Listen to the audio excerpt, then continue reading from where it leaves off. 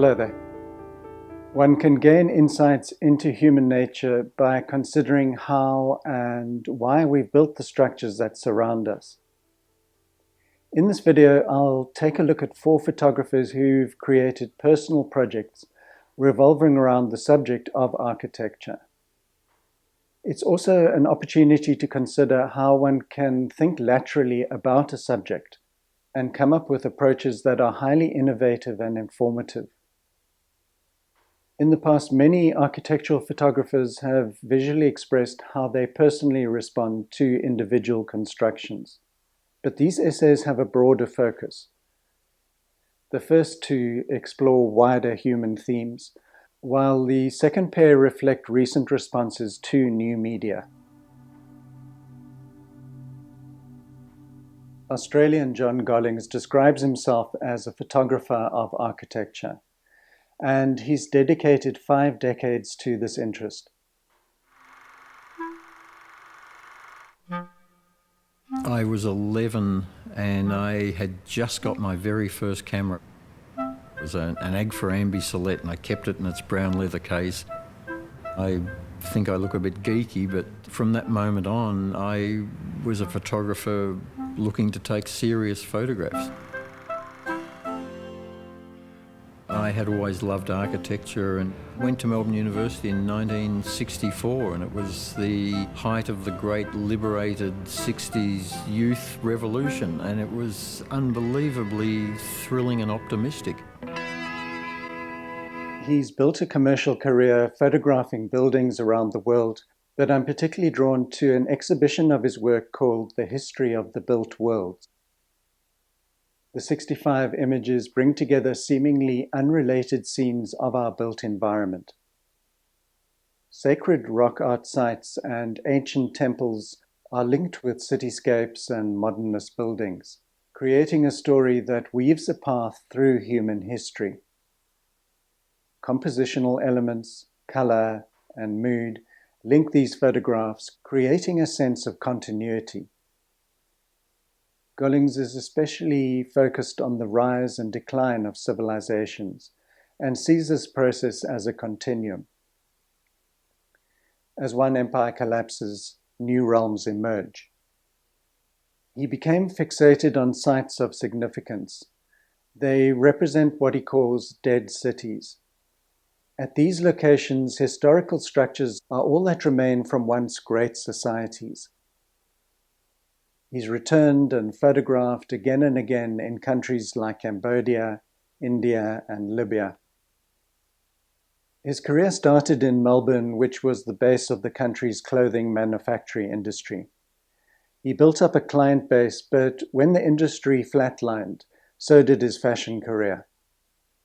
Luckily, friends from architecture school began giving him commissions to photograph their buildings, and he gained a reputation for delivering innovative interpretations of their structures.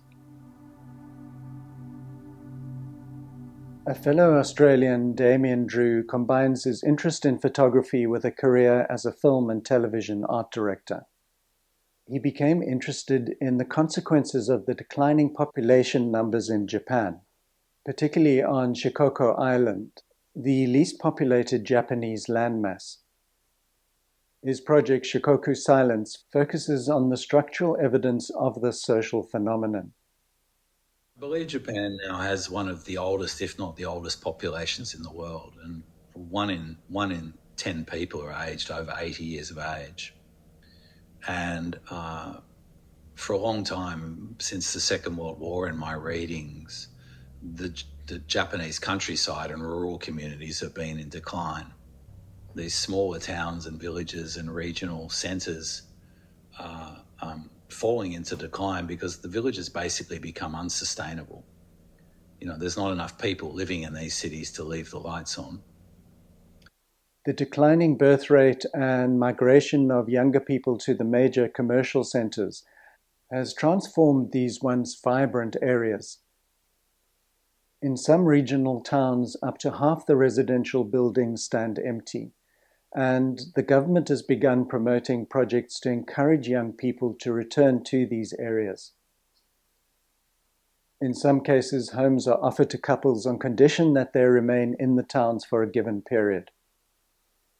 In one almost deserted town, Nagaro, an elderly resident erected over 300 scarecrow-type mannequins.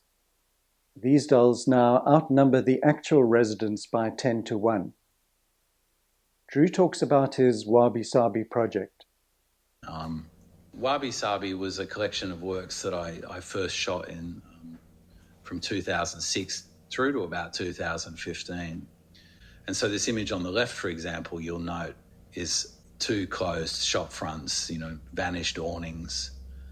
The image on the right is actually some ferry chairs on one of the ferries that crosses to Naoshima Island. But I decided to pair these images, typically one architectural one non-architectural one, that kind of spoke to each other and spoke to both the increasingly aging population in Japan, the decline of these villages, but at the same time often also a pivot point to something more contemporary. So it's a dialogue between old Japan and new Japan in a sense. And oftentimes I would be finding an association between two images in terms of colour or form or texture. And the book was titled Wabi Sabi because I felt the book and the images spoke to this Japanese aesthetic philosophy of celebrating the impermanence of things and beauty in things that show the passage of time. And so these two images, I think, speak perfectly to that. On the left, we've got this decaying building facade that very much shows the pattern of age and the years of use. And on the right, we've got a car park with sort of these circles of melting snow. So both images, I guess, speak to transience. So that's an abandoned hotel on the left. And then this image of the river is actually directly opposite.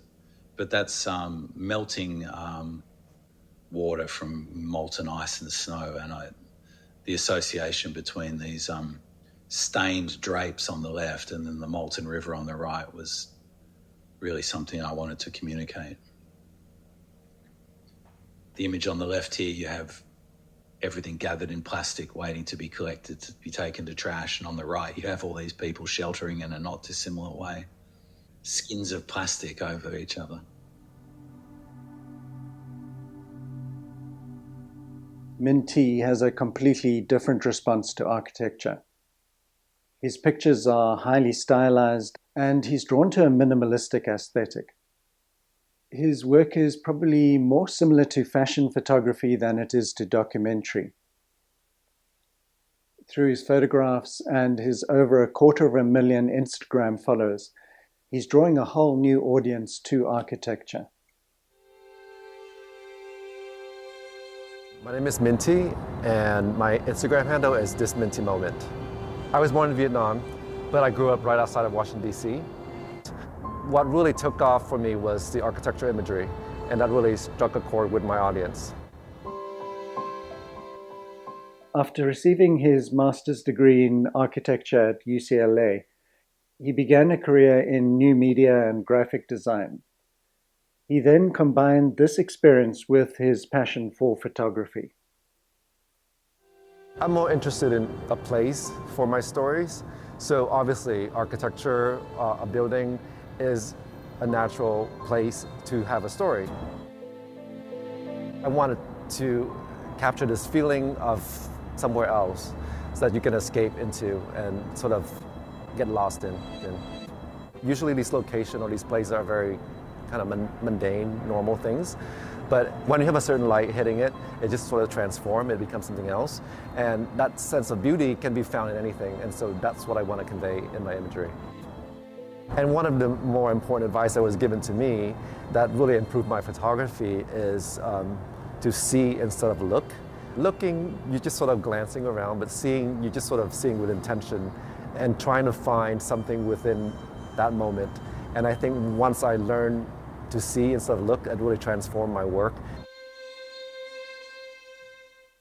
Tran, who goes by Minty, lives in LA, and he says that it's the kind of place where everyone is always creating their own movie script. Likewise, he tries to create a storyline in his mind while he's shooting. The people in his shots become characters in his imagined cinematic production. His images have a sense of simplicity and tranquility, but they also resemble stills from futuristic art house movies. Paul Ice also inhabits the world of Instagram and is rapidly gaining a strong following. This Austrian-based photographer mixes classical architecture with digital manipulation to produce intense imaginary worlds of color. In his project, A Colorful Makeover of Architecture, he raises the question of why our cities should be so grey, monotonous, and even hostile to life. The trigger that got him going on this photo series was his rejection of the dreary socialist housing estates built in former East Berlin by the GDR government. They were uniformly grey, and his recreations gave them a new lease on life and made them friendlier. He chooses buildings that have a clearly recognizable structure, and they also can't be obscured by large objects like trees. He usually photographs the buildings with a wide-angle lens to gain a sense of their spatial presence. Then, using Photoshop, he corrects the perspective to give the buildings a more neutral appearance. He wants the viewer to be focused on the framework of the building and not to be distracted by anything in the background. So he gets rid of the surrounding details or context and then adds a uniform color blue. This obviously makes the image more abstract. They remind me of airbrushed graphic images from the 70s and 80s. ICE has tapped into new media trends to expose architecture to a wider audience. Before platforms like Instagram, architecture occupied an ivory tower. It was generally only appreciated by academics, people from within the industry, and the select few who could afford Architectural Digest magazine. I'm going to run an abbreviated version of a video showing how he uses Photoshop to produce his photographs, and I'll also put the link in the description. That's for the full video.